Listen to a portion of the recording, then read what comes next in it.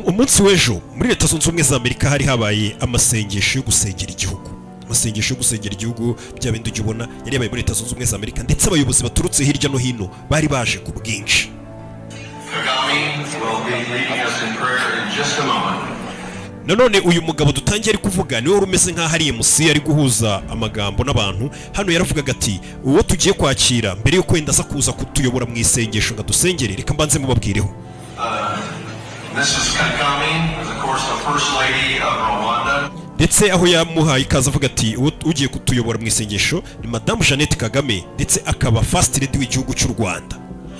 And without reading her whole biography, I just want to tell you that she has dedicated her life. She has led efforts to prevent the spread of AIDS. Ndetse aho bavuze ati ntabwo turi buze wenda kwinjira mu bigwi bye cyane ngo tubitindeho, ariko n'umwe mu bantu bagiye bitanga cyane kugira ngo bakumire ikwirakwira ry'ubwandu bw'agakoko ka sida. Yagiye agira uruhare runini cyane mu kugira ngo bakumire sida.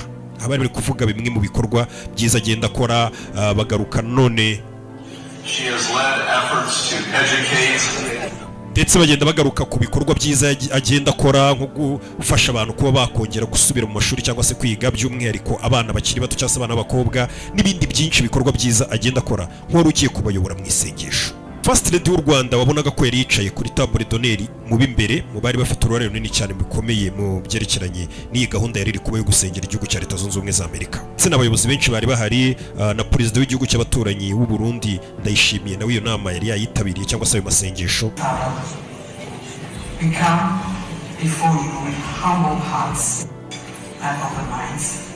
Hano ni First Lady w'u Rwanda ubwo yaratangiye gusengera abantu avuga ati Mana tukuje imbere n'imitima yacu iciye bugufi, niwe bayoboye mu isengesho. Ngira ngo na perezida w'igihugu cy'abaturanyi nawe uramubona baje no kumusengera, ibintu byiza cyane.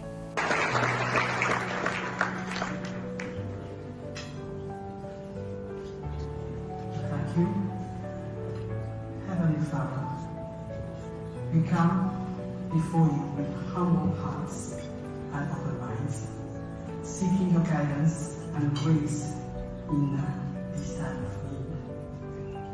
We ask for your powerful presence to shine brightly upon us, illuminating the path of consciousness, integrity, and spirituality. You have carried us through storms, strengthened us in weakness, and lifted us in moments of despair. Today, we stand in awe of your love, which never fades and never abandons us. May it guide us to peace. De la spirale de violence. Depuis le 26 janvier, près de 3000 personnes ont été tuées et 2880 blessés. Ahangaha hari mu nama yaberaga i Geneve mu Busuwisi, aho n'umuryango w'abibumbye ariko ushinzwe guharanira uburenganzira bw'ikiremwa muntu. Iyi nama yari yabereye i Geneve, Leta ya Kongo yari iriyo, u Rwanda rwari ruriyo n'ibindi bihugu, aho wabonaga ko bari kugaragaza iyo ihohoterwa ryagiye rikorwa muri iyi minsi. Aho uno muyobozi dutangiranye yatangiye avuga ati byonyine guhera ku itariki 26 z'ukwezi kwa mbere, ngira ngo ugeze uyu munsi nta byumweru bibiri biruzura birimo, ati hamaze gupfa muri Kongo bitewe n'ibibazo birimo muri Kongo y'Uburasirazuba abagera ku 3000 barapfuye, ndetse abarenga 2880 barakomeretse. Yari inama y'igitaraganya ishinzwe kureba uburenganzira bw'ikiremwa muntu buri kubahirizwa gute, n'imyanzuro yavuyemo ndaje nyikubwire. Ni inama ubona ko Kongo yari iri kurega u Rwanda yivuye inyuma ndetse bidasanzwe.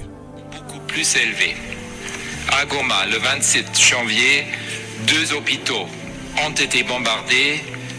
Ndetse uyu muyobozi yakomeje anakomeza avuga ati byonyine ku itariki 27 z'ukwezi kwa mbere ibitaro bibiri muri Goma bikomeye byarashweho, byaraturikijwe cyangwa se barabirashe, kandi ni ikibazo kunaga ibisasu ku bitaro biba birimo abarwayi, ni ibibazo biba bikomeye cyane. Urumva uburenganzira bw'ikiremwa muntu buba buri guhonyorwa. Ahangaha Kongo rero niho yaje yinjirira ivuga ngo ibyo byose byakozwe n'u Rwanda, ndetse wumvaga ko batangiye no kuvuga ngo bari kuvuga ngo hakwiye gukusanywa ibimenyetso kugira ngo abo bayobozi n'abandi bari inyuma y'ibyo bibazo byose ngo bazajyanwe mu rukiko mpanabyaha mpuzamahanga.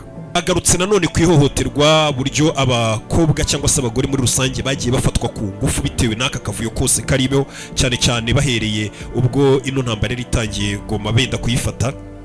M23 bavuga ko imfungwa zatorotse muri gereza y'Igoma uwo munsi zigisohoka muri gereza abagore bagera ku 127 gutyo ngo bahise bahohoterwa bafatwa ku ngufu, tutabariyemo abandi basanzwe bafatwa ku ngufu mu midugararo nk'iyi mu bibazo nk'ibi ngibi bari benshi cyane.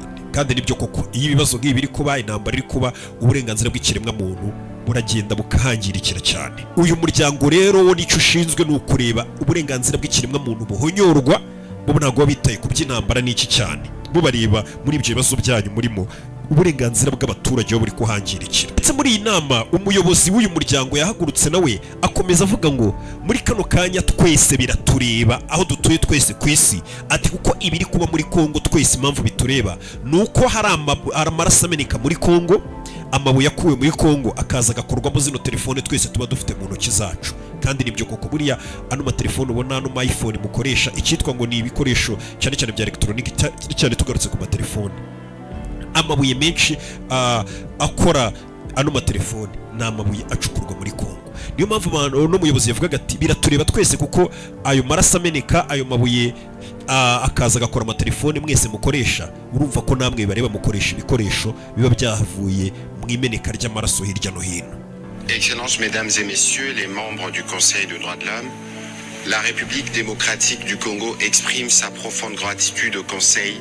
Uyu ni Patrick Muyaya n'umuvugizi wa leta ya Kongo. Muri iyi nama yatangiye ashimira by'umwihariko perezida w'inama, anashimira kuba ibihugu byose byemeye guterana kugira ngo bibashe kuganira kuri iki kibazo. Mbega ubona ko ari inama Kongo yari yinginze ivuga ati inama ibe kugira turege ibibazo cyangwa se tugaragaza ibiri gukorerwa ku butaka bwacu n'igihugu cyacu. Yatangiye Muyaya ashimira ko iyi nama bemeye kibaho, anashimira ibihugu byose byagurutse kugira ngo bihurire i Genève biganire kuri iki kibazo. De droits de l'homme et atteinte qui frappe les populations du Nord et du Sud Kivu résultant de l'agression des forces de défense rwandaises et de leurs supplétifs du M23. Ngira ngo mu magambo n'ubundi nk'ibisanzwe ijambo yatangiriyeho yatangiye avuga ati mbere na mbere ndagira ngo bamenyeshe ko habaye guhutaza uburenganzira bw'ikiremwa muntu no kubuhonyora bidasanzwe bikorewe abaturage batuye muri Kivu y'Amajyaruguru ndetse na Kivu y'Amajyepfo, ndetse ibyo byose byakozwe ngo n'abasirikare b'u Rwanda we nikavuga bafatanije na M23 basanzwe bafatanya. Les bombardements indiscriminés contre des camps de déplacés. Yakomezaga avuga ati iryo rasa ryabo n'ituritsa ryabo bakora ntago bajya barobanura, usanga ngo baturitsa inkambi zirimo impunzi, baturitsa ahantu hatuye abaturage n'abasivili. Hari mu kirego Muyaya yari gutanga agaragaza ko ibyo byose ngo bikorwa na M23 ifatanije n'u Rwanda aribo bari guhonyora uburenganzira bw'ikiremwa muntu n'ibyo bibazo byose biri muri Kongo. Mu gihe none twagiye tubona hari abavuga ngo cyangwa se M23 nayo ubwayo yagiye isora amatangazo yikoma igisirikare cya Kongo FARDC bavuga ngo kukimurasa ahantu hari abaturage, kukimurasa mu nkambi z'abaturage, kukimurasa ahantu abaturage bari, kukimutwika amazu y'abasivili. Ibyo byose twagiye tubona M23 ahubwo ibingibi Muyaya yaregaga M23 nayo twagiye tuyibona igihe kinini ibirega abasirikare ba Kongo FARDC.